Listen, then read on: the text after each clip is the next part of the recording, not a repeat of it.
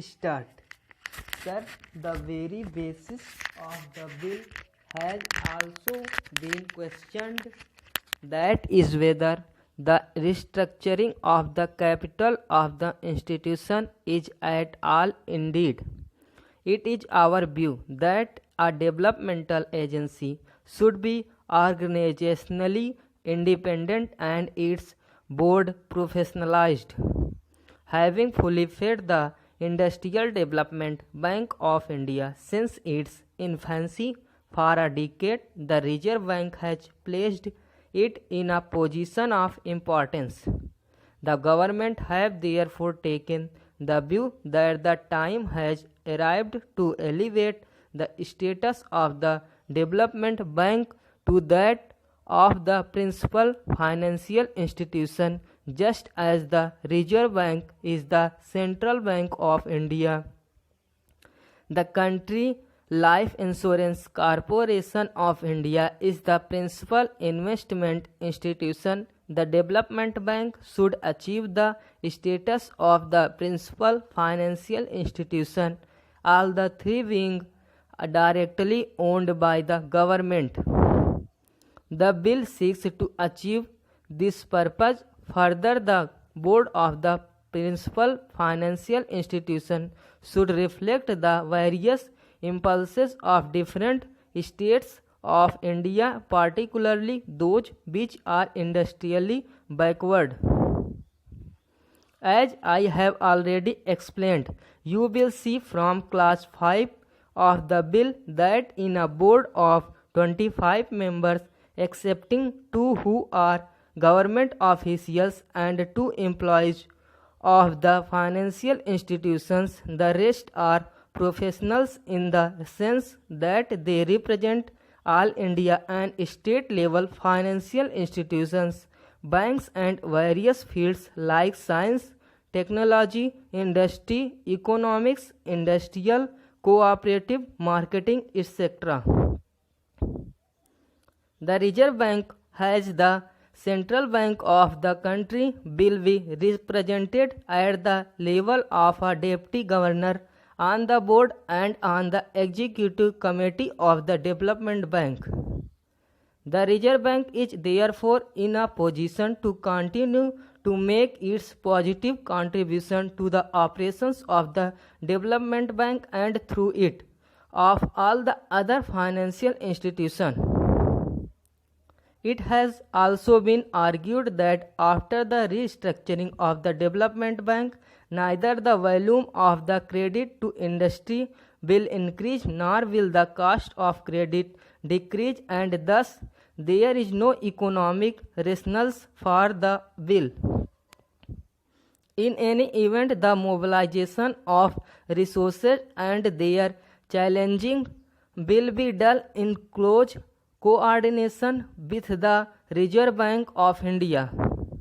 Having elevated the status of the IDBI and made it statutorily responsible for the coordination, the development bank and the other financial institutions will work with greater cohesion, and to that extent there will be better development of resources all round.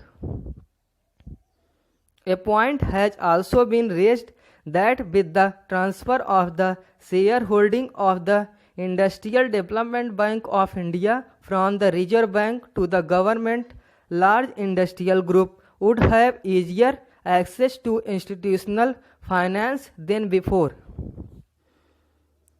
In the second note of dissent by my honorable friends, a similar point has been made that the credit policies to be followed by the institution have not been defined. The policy of financing industry, including small-scale industry, cooperatives, structure at the large industrial groups, is determined by government. For implementing the policy of government, it is perhaps not very material whether the Industrial Development Bank of India is directly owned by government or owned through the Reserve Bank. Parliament has therefore the opportunity to oversee the policy being followed by the development bank and the other institution in financing industry in general and the larger industrial groups in particular.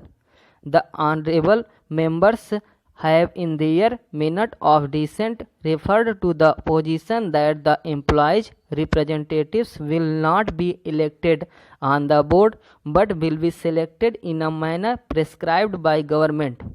They have referred to the practice prevailing in regard to the appointment of directors on the boards of the nationalized banks. I may inform the House that in the case of the nationalized banks, the scheme framed under the Banking Nationalization Act does not provide as such for a direct election by workmen of their representatives on the boards of the banks, and a representative is chosen out of a panel of 3 names suggested by the Federation, which on verification by the Central Labour Commissioner has the largest number of workmen as members. A more or less similar procedure will be drawn up in this case also for selection of the employees' representatives.